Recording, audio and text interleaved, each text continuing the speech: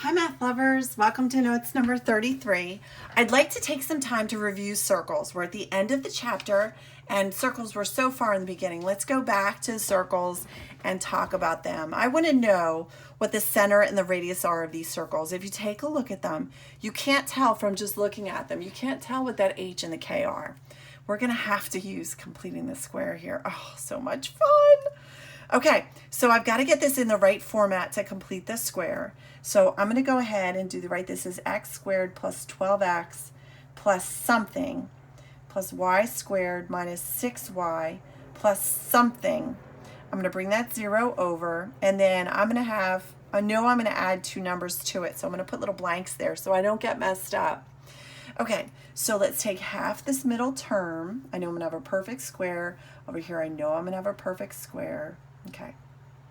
Half the middle term here is 6, so it's going to be x plus 6. I square that 6 on the way up, so that's 36. I added 36 to the left side, so I add 36 to the right side. Over here, no, I have minus 6, so that's going to be y minus half of 6 is 3, so minus 3. I'm going to square it as I go up, so this is 9, and I add 9 to the right side. So I get 45, okay? So now it's in that beautiful, beautiful form that we wanted. I can look at it right away and know my center is going to be negative 6, 3, and my radius is going to be, oops, let's make that a square root sign, square root of 45, okay? My radius is the square root of 45. You want to leave that or you want to change it to, simplify it, that's fine with me. But you've got the square root of 45, which of course would be 3 root 5, or, right? Okay, take a look at this puppy. Oh, that looks like a fun one. Here's the problem. My coefficient is not, my leading coefficients are not 1. So I need to go ahead and get rid of the 2/3. Is there some number I can multiply everything through by that would get rid of that? Yeah, it's going to be 3/2, okay? So we're going to take everything that we have here and we're going to multiply it by 3/2, okay? 3 over 2y minus 1 equals 0, and this side 3/2 over there. All right, so we're going to go ahead and distribute and clean the whole thing up.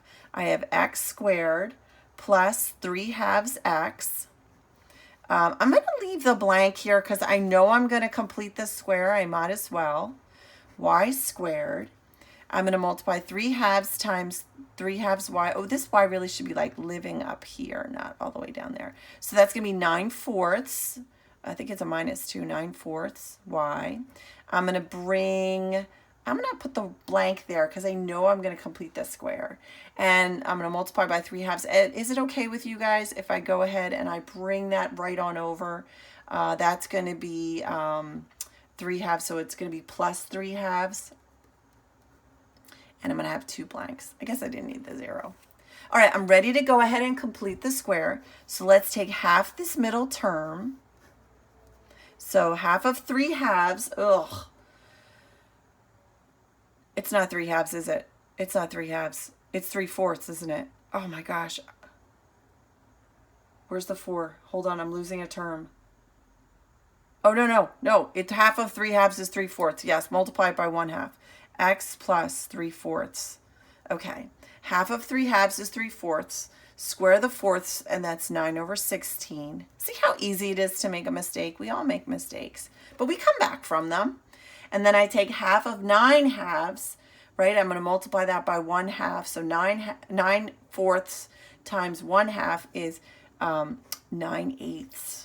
All right, I'm going to square it as I go up. That's going to be 81 over 64. Oh my gosh, such a big number. Okay, now I know off the top of your head you're going to add all those fractions together, get a common denominator of 64.